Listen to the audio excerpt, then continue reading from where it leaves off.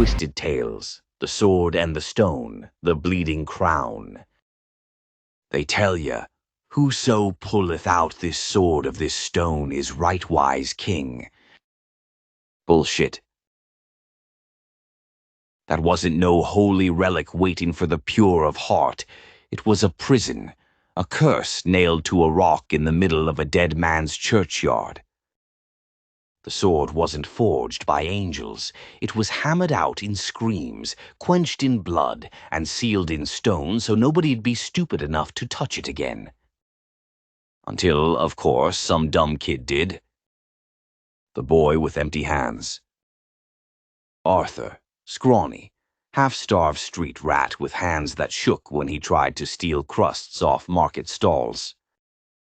He wasn't chosen. He was hungry enough to believe in fairy tales told by priests who smiled too wide. The stone called to him. It hummed like a hive behind a wall. And in that hum he heard voices, sweet voices. You're special, boy. You're owed. Pull me out. You'll never be weak again. And weakness? That was Arthur's nightmare. So he grabbed the hilt. The sword wakes up. When his fingers touched the leather, it squirmed, alive, wet, like holding onto a vein. The stone split under his feet, bleeding dust, bleeding shadows. The crowd gasped like idiots at a puppet show, but Arthur screamed. The sword wanted him. It didn't lift easy, it dragged itself free, like a tooth ripped from a skull. And when it came loose, the sky went black and the bells rang on their own. "King!" they shouted. "He's the king!" Arthur looked down at his hand, bleeding where the blade had bitten him, and knew he'd just married himself to something worse than death. The price of power. Every swing of that sword took something. The first man who doubted him had gone. The second, a friend who begged him to stop, gutted. Each drop of blood the blade licked, Arthur grew taller, stronger, meaner. His voice boomed, his eyes glowed. The people cheered like sheep, ignoring the fact that every swing left a shadow that lingered longer than the body did. Merlin. Oh, that old bastard wasn't a mentor, he was the jailer. He knew what the sword was, smiled anyway because every king needs a leash.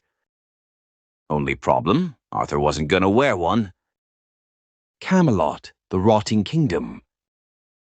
The kingdom rose fast, yeah, but it was rotten wood painted gold. Castles stank of incense to cover the blood in the mortar. Knights swore oaths, but their hands shook. The round table, it wasn't holy, it was a feeding trough. The sword whispered in Arthur's sleep, and he obeyed. Guinevere didn't fall in love, she endured him.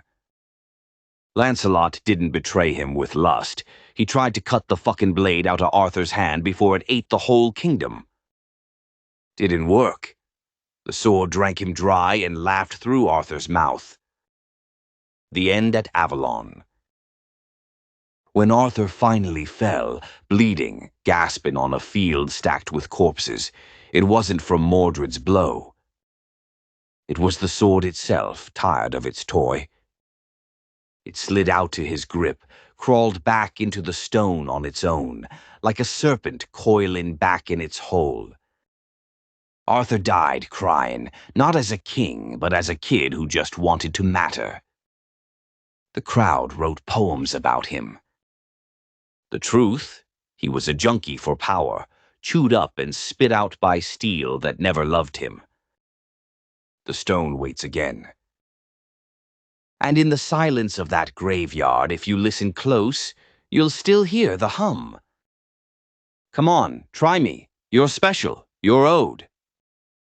Moral of the story. Don't go thinking destiny owes you shit. Power ain't a gift. It's a leech. If something promises you greatness for free, it's probably already right in your obituary. This was Bambi's Twisted Tales. If you like your fairy tales black as tar with blood on the crown, hit that like, smash subscribe, and ring the bell.